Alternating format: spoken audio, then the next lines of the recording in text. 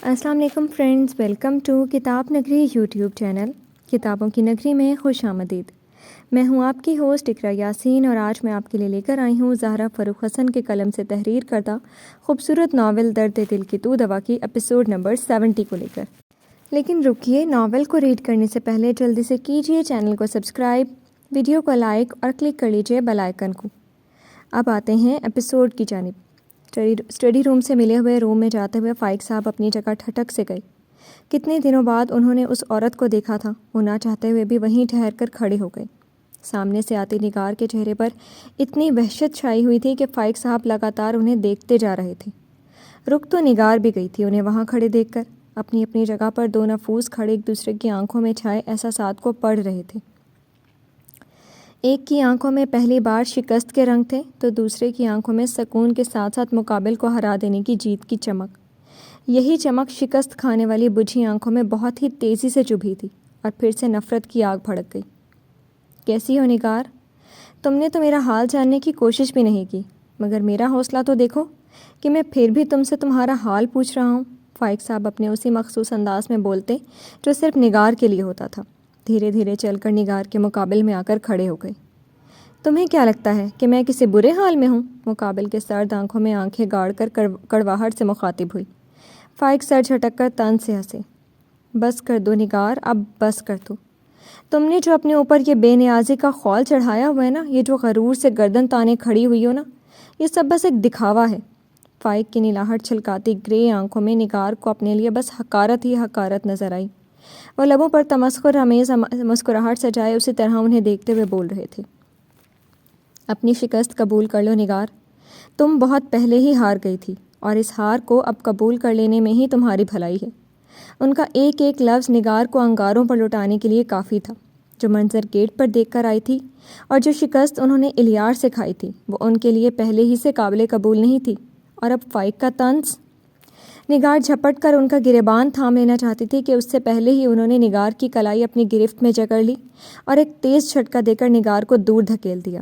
نگار سنبھلتے سنبھلتے بھی بری طرح سے لڑکھڑا کر فرش پر گھٹنوں کے بل گری تھی۔ میرا گریبان تھامنے کی کوشش بھی مت کرنا نگار، تمہارے خون آلود ہاتھ میں کبھی اپنے اوپر برداشت نہیں کر سکتا۔ فائق کی غراہٹ پر نگار نے سر اٹھا کر انہیں دیکھا، اور پھر وہ ایک ہی جھٹکے میں اٹھ کر کھڑی ہو گئی۔ تم سب مرد ایک جیسے ہوتے ہو فائق معین علی، ایک جیسے، ہمیشہ خود کو پاک صاف ثابت کر کے ہر گناہ کا بوجھ عورت پر ڈال دیتے ہو۔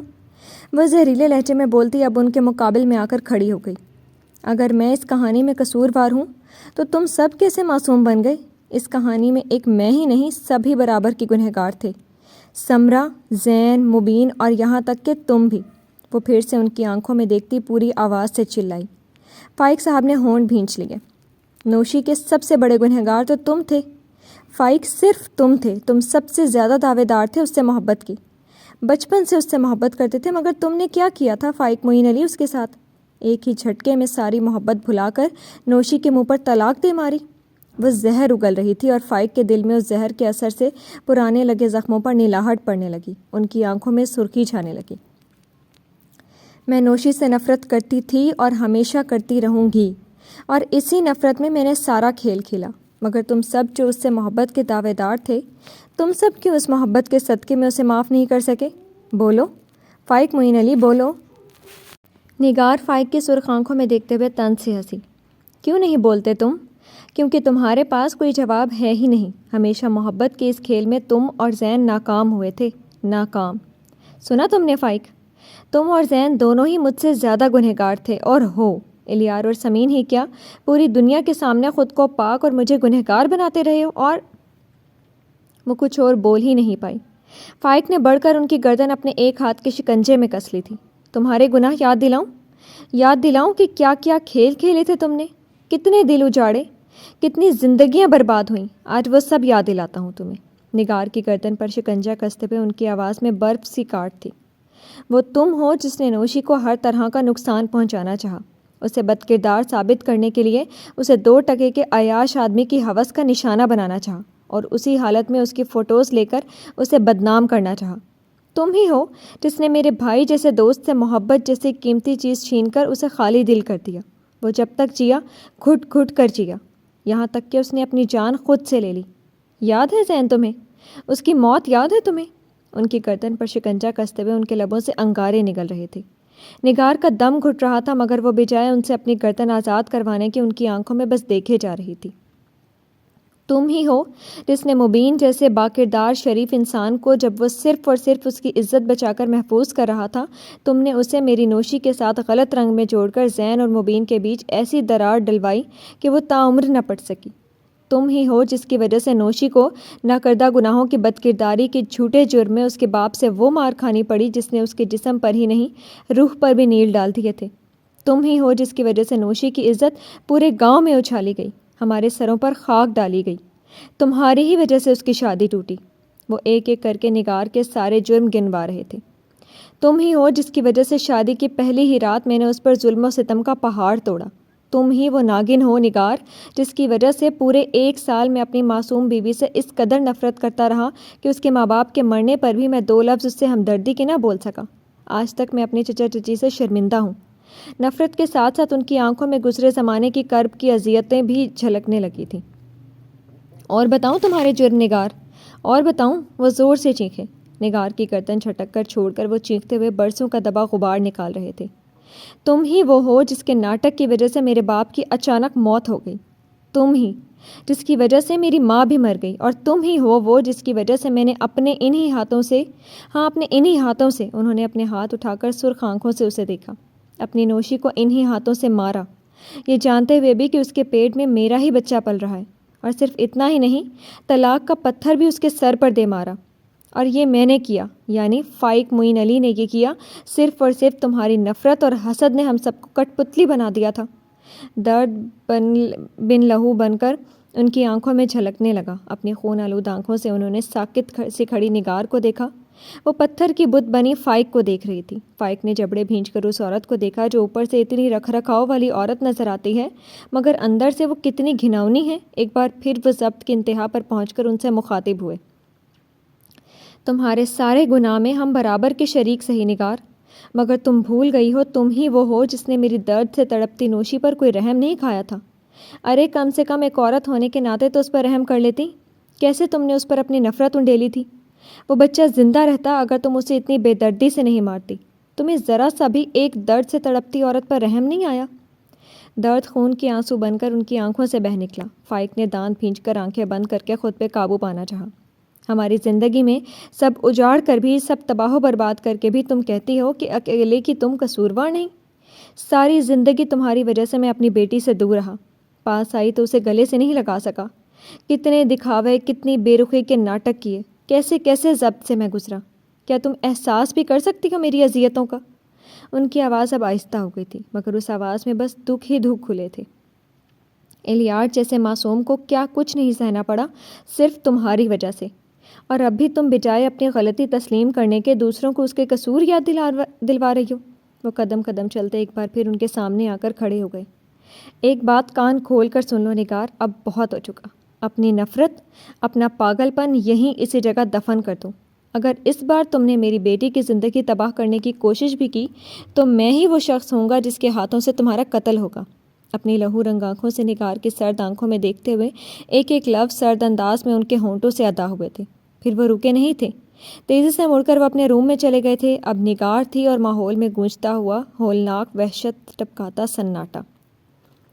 فائق صاحب اپنے روم میں آتے ہی ایک طرف رکھے صوفے پر ڈھہ سے گئے تھے۔ آج نگار کی باتوں نے پھر سے ان کے دل میں وہی آگ بھڑک، دل میں درد سا ہونے لگا، اور نہ چاہتے ہوئے بھی کتنے آنسو ٹوٹ ٹوٹ کر آنکھوں کے گوشوں سے نکل کر کنپٹی کے بالوں میں جذب ہونے لگے۔ کتنے ہی پل اسی طرح بیتے اور دل کا درد آہستہ آہستہ آنسوؤں کی صورت میں بہتا ہی رہا۔ فائق نے جلتی آنکھیں کھول کر چھت کی طرف دیکھا۔ نوشی، یہ نام ان کے ہونٹوں سے ایک آہ کی صورت میں نکلا۔ پھر وہ کسی طرح خود کو سنبھال کر اٹھ کھڑے ہوئے۔ آہستہ قدموں سے چلتے ہوئے وہ ایک طرف بنی دیوار گیر الماریوں کی طرف بڑھے۔ ان میں سے ایک کا پٹ کھول کر انہوں نے دیوار میں نصب لاکر کے بٹن دبائے۔ چند ہی سیکنڈ میں لاکر کھل گیا۔ فائق نے لاکر کے اندر سے اپنا کل اثاثہ نکالا تھا۔ آج تک اس سے زیادہ قیمتی چیز انہوں نے کچھ اور مانا ہی نہیں تھا۔ انہوں نے پیار سے البم کے کور پر ہاتھ پھیرا اور پھر بغیر الماری بند کیے ہوئے وہ البم ہاتھوں میں تھامے ہوئے آ کر بیڈ پر بیٹھ گئے۔ البم کھلتے ہی پہلی تصویر پر ان کی نگاہ پڑی، ان کی اماں ابا کی تصویریں۔ انہوں نے بہت ہی عقیدت سے اس تصویر پر ہاتھ پھیرا۔ ایک بار پھر انہوں نے تصویر پلٹی۔ دوسری تصویر چچا اور چچی کی تھی۔ ان کے لبوں سے پھر آہ نکلی۔ اس نفرت کے کھیل میں وہ اپنے چچا چچی سے معافی تک نہ مانگ سکے تھے۔ اس کے چچا چچی بیٹی کا دکھ لے کر ہی دنیا سے چلے گئے۔ فائق تصویریں پلٹنے لگے، ان کی بچپن کی فوٹوز، سمرا کی، ان کی، یہاں تک کہ نوشی کی بھی۔ بچپن کی وہ ساری تصویریں دیکھتے ہوئے مسکرا بھی رہے تھے اور پلکیں بھی بھیگتی جا رہی تھیں۔ کئی تصویروں کے بعد ان کی نگاہ ایک تصویر پر ٹھہر گئی۔ یہ ان تینوں کی تصویر تھی، یعنی زین، مبین اور وہ خود۔ یہ تصویر انہیں بہت کچھ یاد دلا گئی۔ ان تینوں کی دوستی کا رشتہ کتنا مضبوط تھا، مگر شک کی تلوار نے ایک ہی جھٹکے میں دوستی جیسے مضبوط دھاگے سے بندھے رشتے کو بھی کاٹ ڈالا تھا۔ تصویر دیکھتے دیکھتے ہی انہیں وہ سب یاد آیا جب نگار کے بچھائے جال میں زین پھنستا ہی گیا اور اس نے نوشی کو بے اعتبار کر دیا۔ انہیں اب بھی یاد تھا کہ اس دن کے بعد پھر انہوں نے نوشی سے بالکل لاتعلقی اختیار کر لی تھی۔ انہیں اس کی شکل سے بھی نفرت ہو گئی تھی اور اسی وجہ سے وہ اس حادثے سے بے خبر رہے تھے جس سے مبین گزرا، جس نے زین کے دل کو اجاڑ دیا، جس کی وجہ سے زین اور مبین ہمیشہ کے لیے ایک دوسرے سے الگ ہو گئے تھے۔ تم کہنا کیا چاہتی ہو نوشی، کہ میں تم کو بھول جاؤں؟ نوشی کی بات سن کر زین پاگل ہونے لگا۔ وہ کیسے اس سے اتنی آسانی سے کہہ سکتی تھی کہ وہ اسے بھول جائے؟ مانا کہ ان دونوں کی زندگی میں طوفان آ گیا تھا، مگر وہ اس طرح اس سے بچھڑ کیوں رہی تھی؟ تو اور کیا کہوں زین، تمہاری ممی نے میرے ابا کی اتنی بے عزتی کی، انہوں نے کیا کیا تانے نہیں دیے۔ زندگی میں پہلی بار میرے ابا کو ان کی سادگی کو گوار اور پیسوں کے لالچی کا ٹیگ دیا گیا۔ وہ صرف میری خاطر، میری خواہش پر تمہارے گھر گئے تھے، اس لیے نہیں کہ دل بھر کر ان کی بیٹی پر کیچڑ اچھالے جائیں۔ زین کی آنکھوں میں دیکھتے ہوئے نوشی درد و غم کے احساس سے پھٹ پڑی۔ زین کا سر جھک گیا۔ مجھے معاف کر دو نوشی، پلیز مجھے معاف کر دو۔ مجھے نہیں معلوم تھا میری ممی تمہارے ابا سے اس لیے ملنا چاہتی تھی۔ میں بہت شرمندہ ہوں۔ میں خود جا کر انکل سے ہاتھ جوڑ کر معافی مانگوں گا، مگر پلیز مجھے خود سے الگ مت کرو۔ اس کے ہاتھوں کو تھامنے کے لیے زین نے ہاتھ بڑھائے، مگر نوشی نے اپنے دونوں ہاتھ پیچھے کر لیے۔ زین، ہم دونوں کبھی ایک نہیں ہو سکتے۔ پہلے تو تمہاری ممی ہی تیار نہیں تھی، اب تو میرے ابا بھی اس شادی کے خلاف ہیں۔ ہمارے نصیب میں ایک دوسرے کا ہونا نہیں لکھا۔ آنکھوں میں آنسوؤں کا دریا لیے وہ اپنے سامنے بیٹھے اس شخص کو دیکھ رہی تھی جس سے جدا ہونا اس کے لیے بھی سہانے روح تھا۔ میں وہ نصیب ہی بدل دوں گا جس میں تم سے بچھڑنا لکھا ہے، زین نے عزم سے کہہ کر نوشی کے ہاتھوں کو اپنے ہاتھ میں دبوچ لیا۔ نصیب ہوتا نہیں ہے نوشی، نصیب ہم بناتے ہیں، محنت سے، کوشش سے۔ ایک دنیا بھی اگر کوشش کر لینا تو بھی میں تم سے الگ نہیں رہوں گا۔ ہم دونوں ایک ہوں گے، ایک دوسرے کے بنیں گے۔ نوشی نے اس کی آنکھوں میں محبت کی طاقت کی چمک محسوس کی تھی۔ لیکن کیسے؟ ابا اور تایا نے میری شادی طے کر دی ہے زین، یہ تم بھی جانتے ہو۔ وہ زین پر یقین رکھنے کے باوجود بھی تقدیر سے ڈری ہوئی تھی۔ اور میں یہ شادی نہیں ہونے دوں گا۔ تم میری ہو نوشی، صرف میری۔ میں سب کچھ تباہ کر دوں گا مگر تمہیں کسی اور کا نہیں ہونے دوں گا۔ زین نے اسے کھینچ کر اپنے بازوؤں میں بھینچ لیا، اس طرح پوری قوت سے بازوؤں میں بھرے ہوئے تھے جیسے اب اسے کبھی نوشی سے الگ نہیں ہونا تھا۔ زین، میں بھی تمہارے علاوہ کسی اور کے بارے میں سوچ بھی نہیں سکتی۔ پلیز کچھ کرو مگر یہ شادی مت ہونے دو۔ مجھے خود سے دور مت ہونے دو۔ وہ بھی ان مضبوط بازوؤں سے کہاں جدا ہونا چاہتی تھی؟ ڈری ڈری وہ اس کے سینے میں سمٹ رہی تھی۔ تم میری ہو نوشی، صرف میری۔ کوئی مانے یا نہیں مانے، ہم نکاح کر لیں گے، پھر یہ ملک چھوڑ دیں گے۔ اس ملک، یہاں بسنے والے ظالم لوگوں سے بہت دور چلے جائیں گے۔ زین کے اچانک اس فیصلے پر نوشی فوراً اس سے الگ ہو گئی۔ یعنی بھاگ کر شادی؟ ہاں، کیا حرج ہے؟ زین نے تائید میں سر ہلایا۔ نوشی، میں نے بہت منایا ممی کو مگر وہ نہیں مانی۔ ڈیڈ بھی مجبور ہیں ممی کی ضد کی وجہ سے، اور اب تو تمہارے ابا بھی، اور میرے خیال سے وہ بھی نہیں ماننے والے۔ ہمارے پاس کوئی اور آپشن نہیں نوشی۔ وہ خود ایسا نہیں چاہتا تھا مگر نوشی کو کھونے کا ڈر اس قدر حاوی تھا کہ وہ کوئی بھی راستہ اپنانے کے لیے تیار تھا۔ نہیں زین، یہ غلط ہے۔ میں کیسے اپنے گھر والوں کی عزت اچھال سکتی ہوں؟ نہیں۔ نبی میں سر ہلاتی وہ بہت پریشان ہو چکی تھی۔ زین سے محبت ضرور تھی مگر اپنے گھر والوں کی عزت کا بھی خیال تھا۔ تو پھر کیا چاہتی ہو؟ کسی اور کی دلہن بننے کے لیے تیار ہو؟ کسی اور سے شادی کر لو گی؟ اس کے انکار پر زین نے چپتا ہوا سوال کر لیا۔ نوشی سے کچھ کہا نہیں گیا، بس آنکھوں میں آنسو بھرے وہ اس کا چہرہ دیکھ رہی تھی۔ زین نے اسے پھر سے اپنے سینے میں چھپا لیا۔ ہم صرف ایک دوسرے کے ہیں نوشی، اور ہمیشہ رہیں گے۔ اس کے بالوں کو سہلاتے ہوئے وہ پیار سے اس کا ہاتھ بھی اپنے ایک ہاتھ میں لیے سہلا رہا تھا۔ کوئی اور بھی تو راستہ ہو سکتا ہے زین، تم فائق سے بات کرو۔ جانے کیسے نوشی کے منہ سے نکل گیا۔ اسے تاریکی میں بس فائق کی ہستی ایک اجلی کرن نظر آئی۔ کبھی بھی نہیں، میں فائق سے کوئی بات نہیں کر سکتا۔ اب وہ اسے کیا بتاتا؟ شک کا جو کیڑا اس کے دماغ میں گھر کر گیا تھا وہ اسے بار بار یہ یقین دلاتا ہے کہ فائق نوشی کے لیے کوئی نرم گوشہ رکھتا ہے، وہ اسے نوشی سے چھین لے گا۔ تم ایک بار بات تو کر کے دیکھو زین، ہو سکتا ہے۔ ایک بار کہہ دیا نا نہیں نا تو نہیں۔ زین کے سرد لہجے پر نوشی چپ سی ہو گئی۔ اس کے خاموش ہو جانے پر زین کو فوراً اپنی غلطی کا احساس ہو گیا۔ I am sorry. اس نے نوشی کے ہاتھ پھر سے تھام لیے۔ میرا دماغ بہت خراب ہو چکا ہے نوشی، تمہیں کھونے کا ڈر مجھے پاگل کر رہا ہے۔ میں کچھ کر لوں گا نوشی، شاید خود کو ختم ہی کر لوں۔ پلیز نوشی مان جاؤ۔ تم لوگ برا نہ مانو تو میں کچھ مشورہ دے سکتی ہوں تم دونوں کو۔ ایک دم سے نگار کی آواز سن کر دونوں بری طرح سے چونک گئے، جانے وہ کب سے ان دونوں کی باتیں سن رہی تھی۔ تم کیا کر لو گی؟ تم نے ہی تو مشورہ دیا تھا نا نوشی کے ابا کو ممی سے ملوانے کا۔ زین کو اس کی موجودگی اچھی نہیں لگی۔ اس نے بہت ناگواری سے اسے دیکھتے ہوئے تلخی سے کہا۔ نوشی نے تعجب سے نگار کی طرف دیکھا۔ سوری زین، میں بہت شرمندہ ہوں۔ میں نے بس یہی چاہا کہ پھپھو نوشی کے ابا سے ملنے تو شاید ان کی رائے بدل جائے۔ وہ لبوں پر بے چارگی والی مسکراہٹ سجائے ان دونوں کے پاس آ گئی۔ نوشی کو اس پر غصہ آ رہا تھا، اس کی وجہ سے اس کے ابا کو ذلت اٹھانی پڑی تھی۔ میں نے تم دونوں کا بھلا چاہا تھا، پلیز مجھے معاف کر دو نوشی۔ تم کہو تو میں خود تمہارے ابا سے معافی مانگ لوں گی اور زین کی سفارش بھی کروں گی۔ میں دل سے چاہتی ہوں تم دونوں ایک ہو جاؤ۔ زین کو اس کی محبت مل جائے، میرے لیے اس سے بڑھ کر اور کیا ہو سکتا ہے؟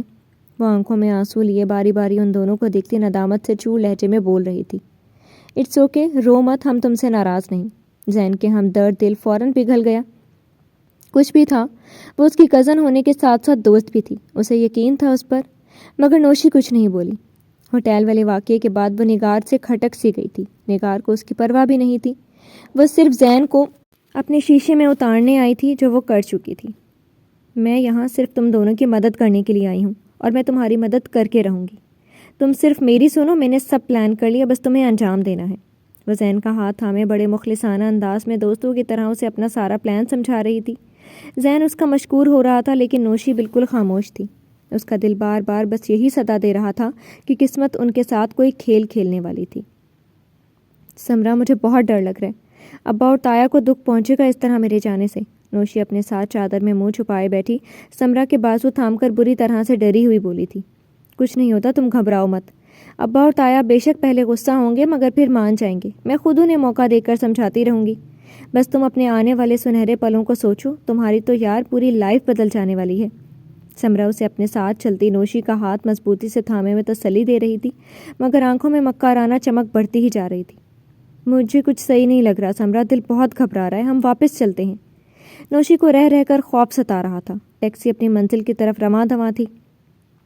نوشی ڈیئر، سب صحیح ہے یار، تمہیں تمہاری محبت ملنے والی ہے، ساتھ ہی اتنا چاہنے والا شوہر ملنے والا ہے۔ یہ سوچو زین تم سے کتنی محبت کرتا ہے، تو اگر واپس چلی گئی تو وہ کہیں مر ہی نہ جائے۔ سمرا نے اسے سمجھاتے ہوئے آخری وار کیا اور یہ وار ایسا تھا کہ نوشی خاموش ہو گئی۔ کچھ مت سوچو، بس زین کے بارے میں سوچو۔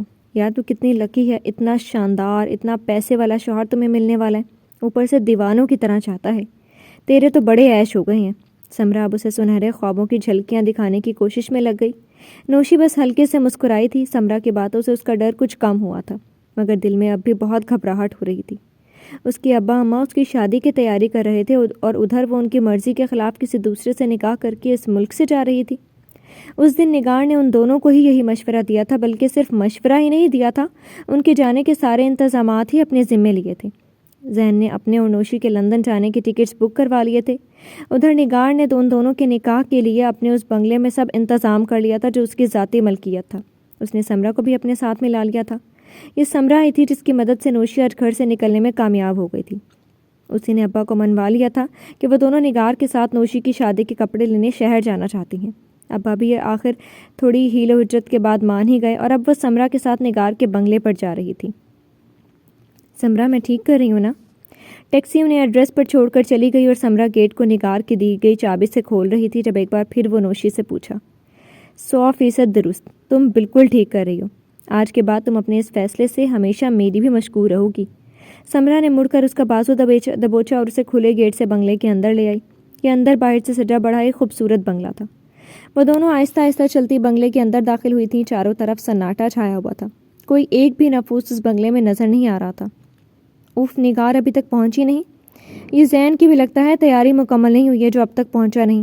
سمرا اسے لے کر لاؤنج میں آ کر چاروں طرف دیکھ کر اپنی پیشانی پر ہاتھ مار کر بولی، چلو ہم بھی چلتے ہیں، سب آ جائیں گے تو پھر آئیں گے۔ نوشی کو ہولناک سناٹے سے پھر بے تحاشا خوف محسوس ہوا۔ چاروں طرف دیکھتے ہوئے وہ مڑ کر جانے ہی لگی کہ سمرا نے اس کا بازو دبوچ لیا۔ پاگل ہوئی ہو، اس طرح کیسے جا سکتے ہیں ہم؟ جانتی ہو فائق بھائی کو اگر خبر ہو گئی نا تو ہمارا تو کام ہی ختم کر دیں گے وہ۔ تم ایسا کرو یہیں بیٹھو، میں نگار کو فون کر کے آتی ہوں، تب تک تم ایسا کرو یہ ڈریس چینج کر لو، بعد میں تو بس جلدی جلدی ہی مچی رہے گی۔ سمرا نے نوشی کے قدموں میں پھر سے زنجیر ڈال دی۔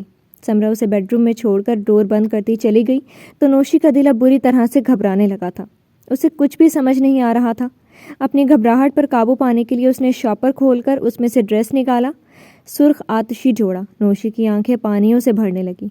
سب یاد آ رہے تھے، ابا، اماں، تایا، تائی، یہاں تک کہ اس سے نفرت کا اظہار کرنے والا فائق بھی۔